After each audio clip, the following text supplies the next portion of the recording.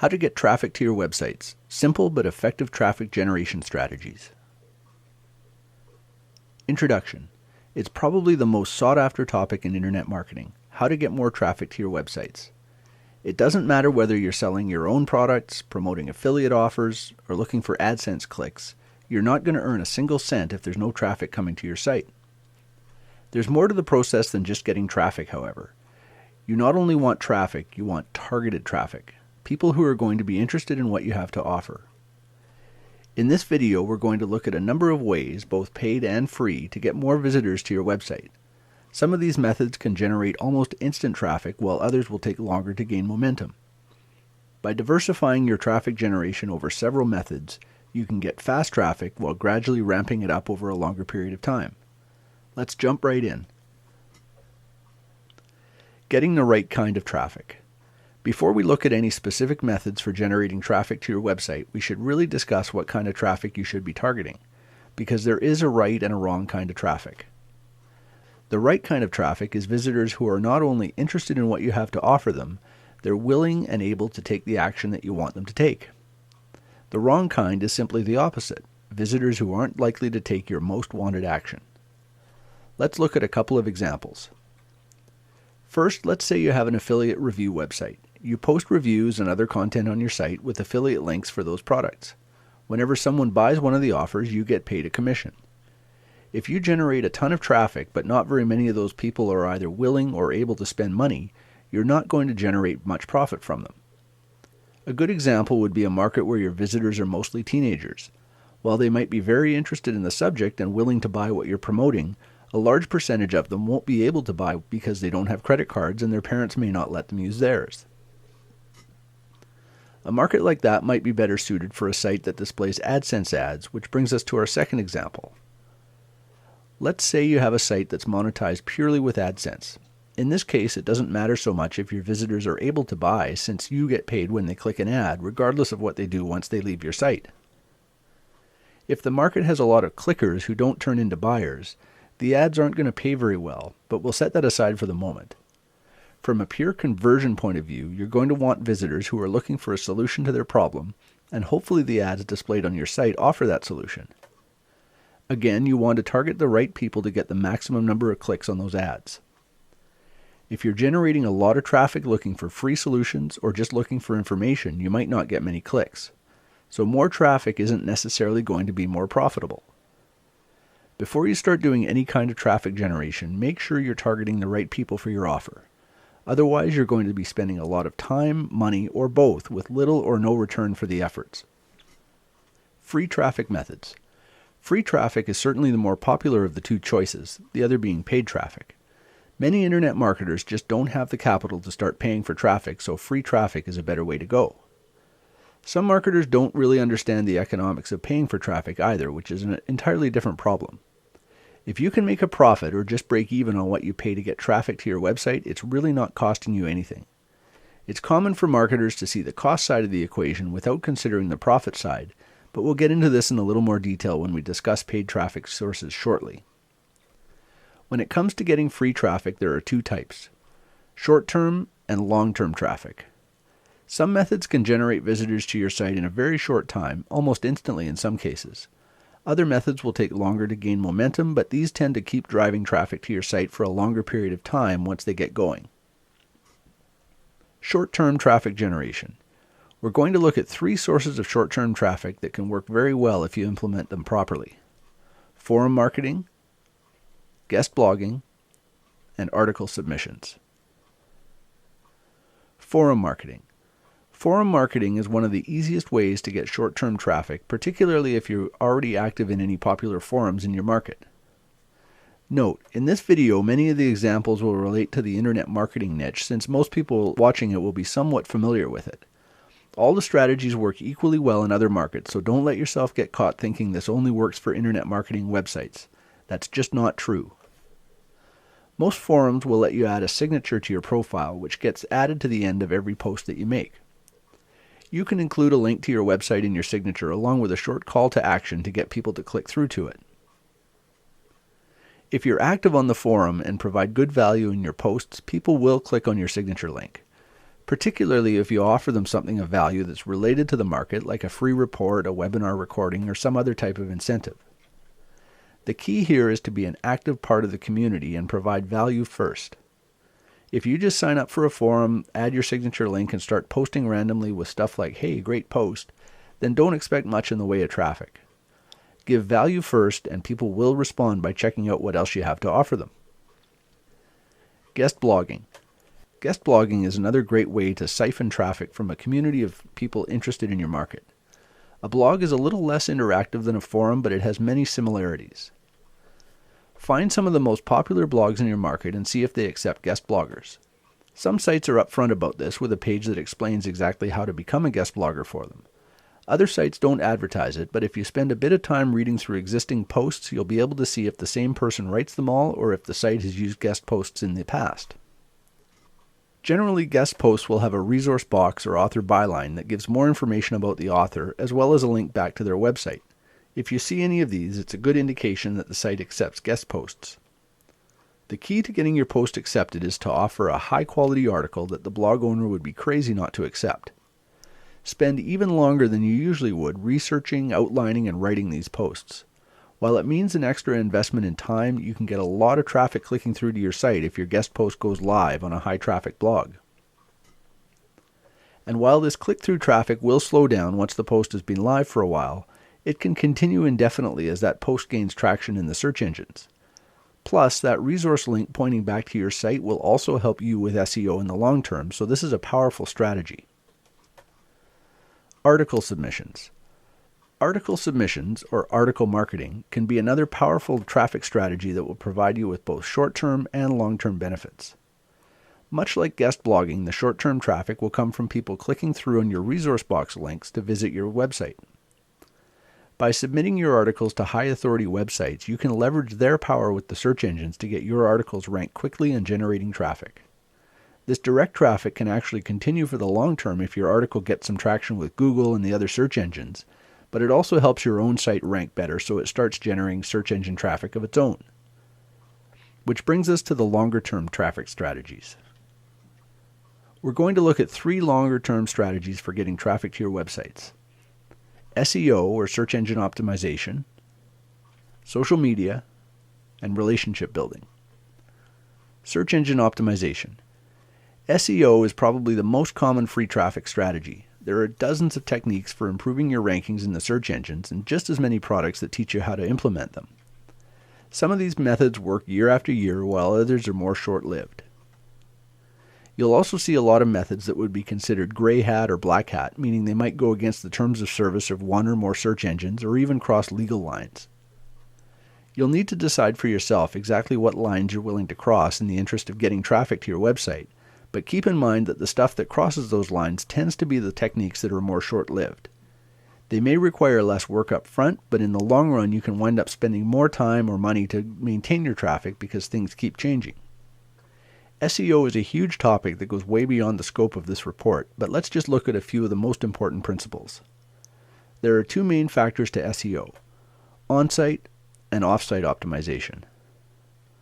On-site optimization is things like using your keywords in strategic places on your page, the title tag, in the page content itself, image alt tags, etc. At one time, repeating your keywords over and over throughout the page, known as keyword stuffing, would improve your results, but the search engines have evolved well beyond that.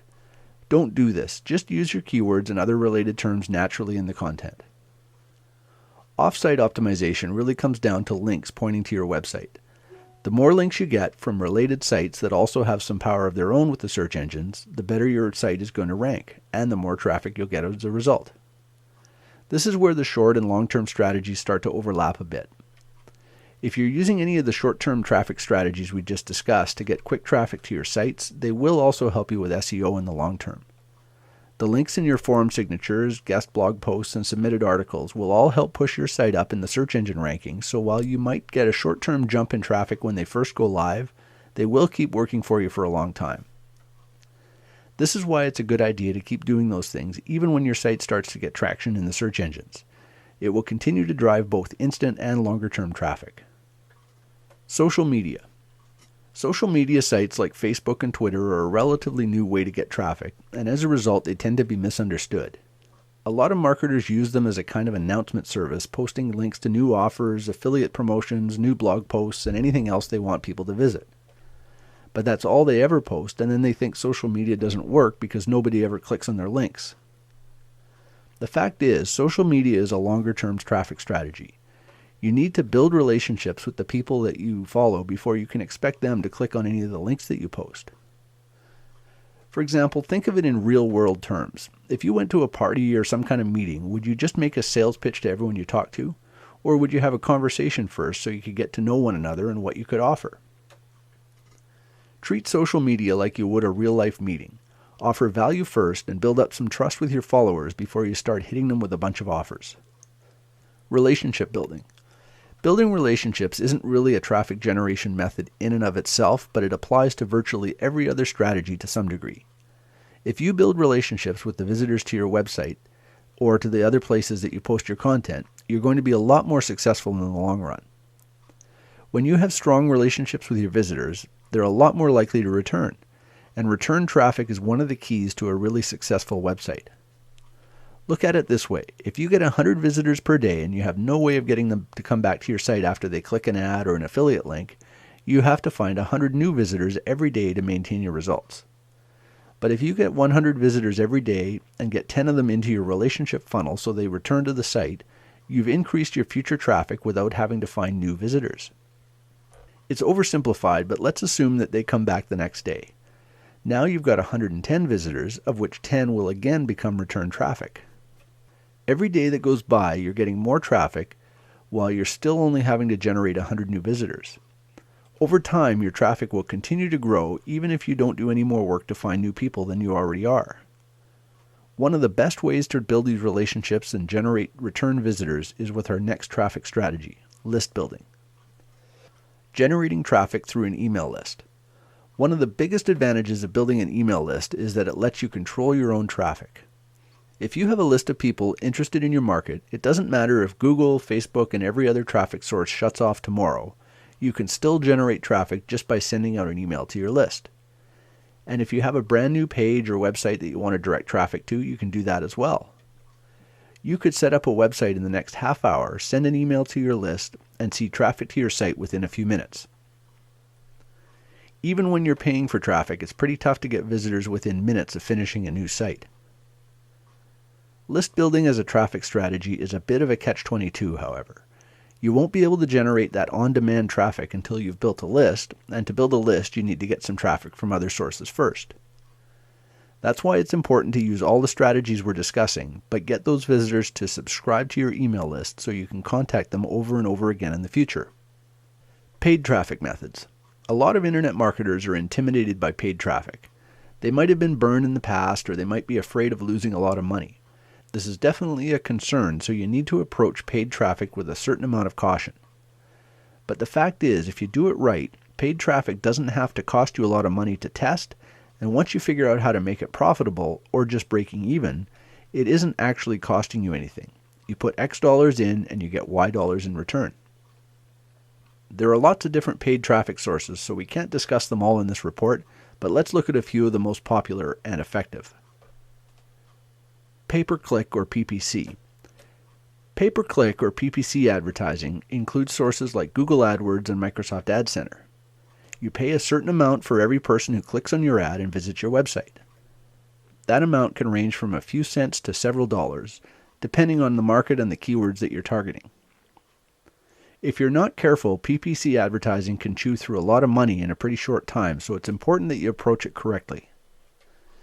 Make sure you're not targeting really broad keywords that are going to get a ton of clicks but poorly targeted visitors. For example, you probably wouldn't want to target the keyword lose weight because it would cost you a fortune and those visitors could be looking for any number of things when they arrive at your site. You would be better off targeting the keyword phrase how to lose 10 pounds in a month, assuming your website can help solve that problem, because while the amount of traffic wouldn't be nearly as high, those people are looking for a very specific thing. You should also set your daily budget to something you're comfortable with.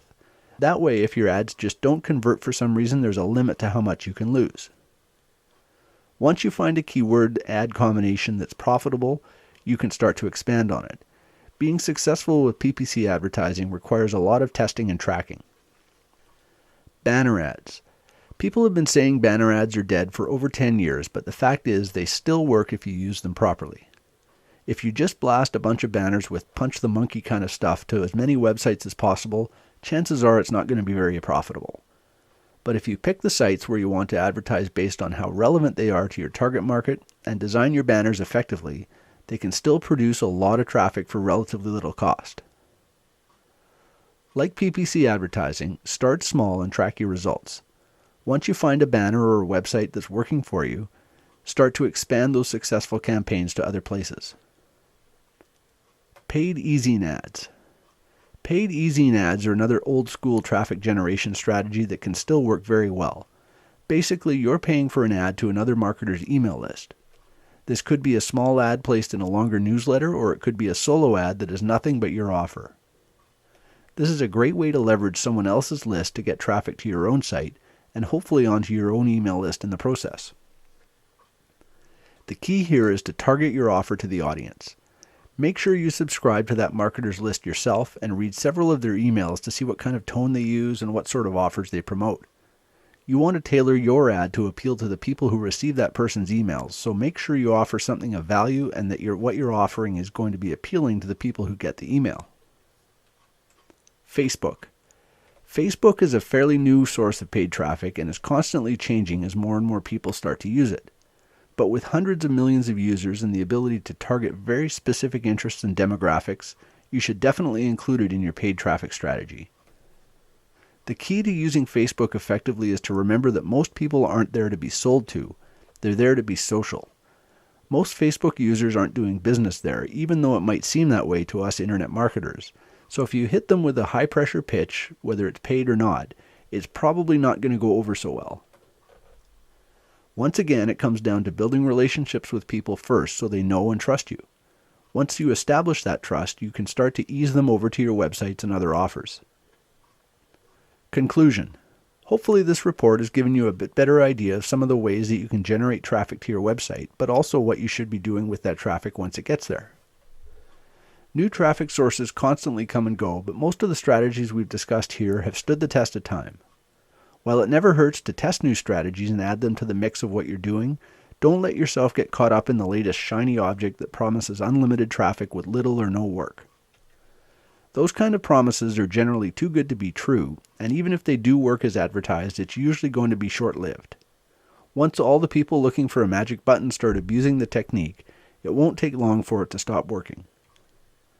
If you build your traffic generation strategy on a solid foundation, you'll be seeing more and more visitors coming to your website for years to come.